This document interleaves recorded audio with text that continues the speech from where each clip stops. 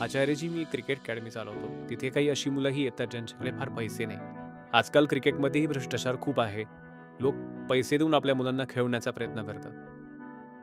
तर माझा प्रश्न असा आहे की अशा मुलांचं क्रिकेटमध्ये भविष्य काय आहे?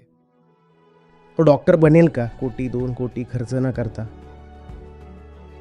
इंजिनियर होण्यासाठीही गावातल्या शेतकऱ्यांची जमीन विकली जाते. तेव्हा जाऊन इंजिनिअरिंगची फी भरता येते.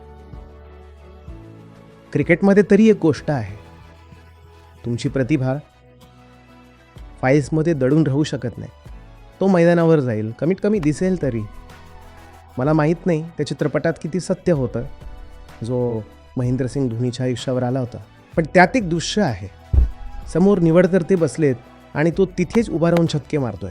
जेव्हा प्रतिभा इतकी उघडपणे समोर येते तेव्हा तिला लपवणं कठीण होऊन जातं.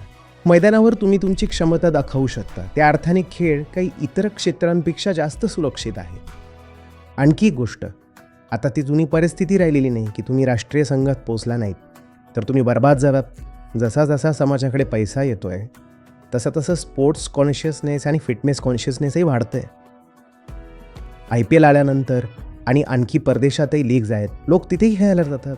म्हणून एखादा मुलगा राष्ट्रीय संघात निवडला नाही, खूप पुढे गेला नाही, IPLही खेळला नाही, तरी त्याच्यासाठी इतर बऱ्याच संधी असतात. ठीक आहे, कदाचित खूप मोठं यश मिळणार नाही, पण तो बॅट आणि बॉलसोबत राहील तोपर्यंत ते आनंदात राहील. आणि नाहीच काही झालं तरी तो खेळत राहील, त्याची तब्येत तर चांगली राहील, आणखी काही नाही मिळालं तरी.